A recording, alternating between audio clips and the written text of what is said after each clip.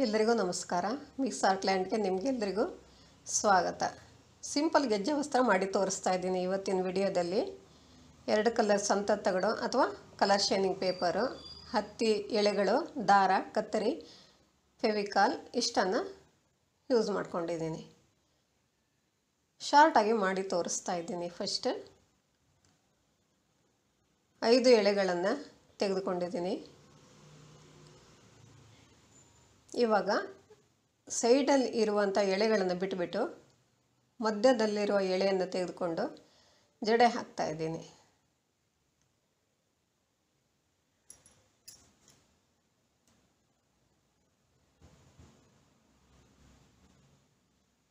ಜಡೆ ಹಾಕಿದ್ದೀನಿ.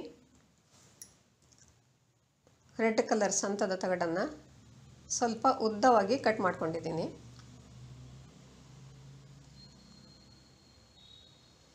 ಯಾಕೆಂದರೆ 5 ಎಳೆಗಳು ಇರೋದ್ರಿಂದ ಸ್ವಲ್ಪ ಉದ್ದ ಕಟ್ ಮಾಡ್ಕೊಳ್ಬೇಕಾಗತ್ತೆ. ಇವಾಗ ಸೈಡಲ್ಲಿ ಇರುವಂಥ ಎಳೆಗಳನ್ನು ಸ್ವಲ್ಪ ಲೂಸ್ ಬಿಟ್ಬಿಟ್ಟು ಮಧ್ಯದಲ್ಲಿರುವ ಜಡೆಯನ್ನು ಸೇರಿಸ್ಕೊಂಡು ಕಟ್ ಹಾಕ್ತಾ ಇದ್ದೀನಿ. ಸ್ವಲ್ಪ ಡಿಫ್ರೆಂಟ್ ಆಗಿರೋ ಡಿಸೈನನ್ನು ಇದೇ ರೀತಿ ಆದರೆ ಸ್ವಲ್ಪ ಡಿಫ್ರೆಂಟ್ ಆಗಿರೋ ಡಿಸೈನನ್ನು ನಾನು ನನ್ನ ಒಂದು ಹಿಂದಿನ ವಿಡಿಯೋದಲ್ಲಿ ತೋರಿಸಿಕೊಟ್ಟಿದ್ದೆ, ಕಳೆದ ವರ್ಷದ ವಿಡಿಯೋದಲ್ಲಿ.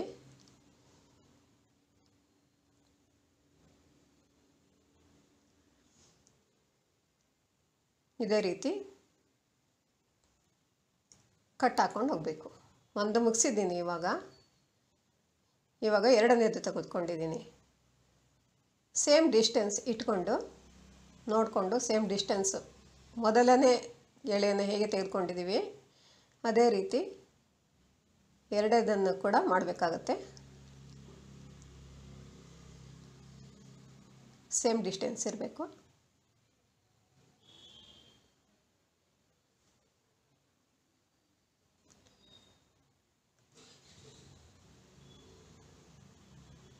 ಇದೇ ರೀತಿ ಎಷ್ಟು ಉದ್ದ ಬೇಕು ಮತ್ತು ಎಷ್ಟು ಎಳೆಗಳು ಬೇಕೋ ಅಷ್ಟನ್ನು ಮಾಡಿಕೊಳ್ಬೇಕಾಗತ್ತೆ.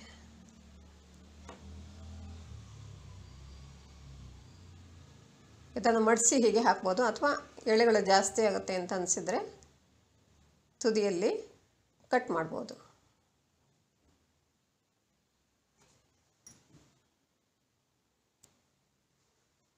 ಈಗ ನಾನು 3 ತೆಗೆದುಕೊಂಡಿದ್ದೀನಿ.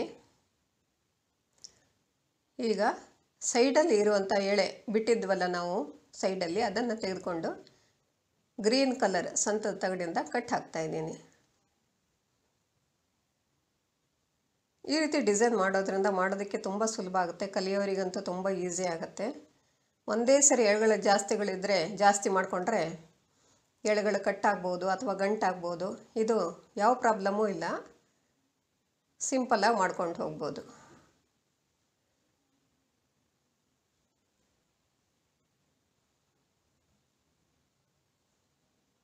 ಈಗ ಇನ್ನೊಂದನ್ನು ತೆಗೆದುಕೊಳ್ತಾ ಇದ್ದೀನಿ.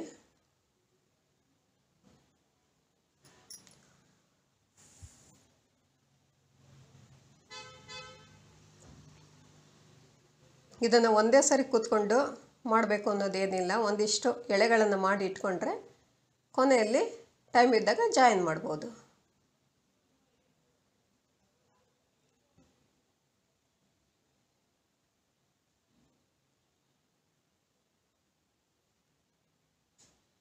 ನಿಮಗೆ ಎಷ್ಟು ಉದ್ದ ಬೇಕು, ಎಷ್ಟು ಅಗಲ ಬೇಕು ಅಷ್ಟು ಮಾಡಿಕೊಳ್ಬೇಕಾಗತ್ತೆ.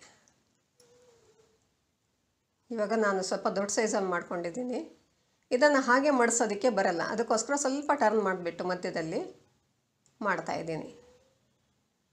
ನನ್ನ ಹಿಂದಿನ ವರ್ಷದ ವಿಡಿಯೋದಲ್ಲೂ ಕೂಡ ಇದನ್ನು ನಾನು ಮಾಡಿ ತೋರಿಸಿದ್ದೆ. ಈ ರೀತಿ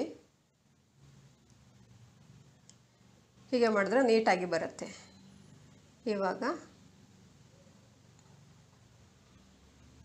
ಶಾರ್ಟಾಗಿ ಮಾಡಿ ಇಟ್ಕೊಂಡಿದ್ನಲ್ಲ ಅದನ್ನು ಪದಕದ ರೀತಿಯಲ್ಲಿ ಕೆಳಗೆ ಜೋಡಿಸ್ತಾ ಇದ್ದೀನಿ.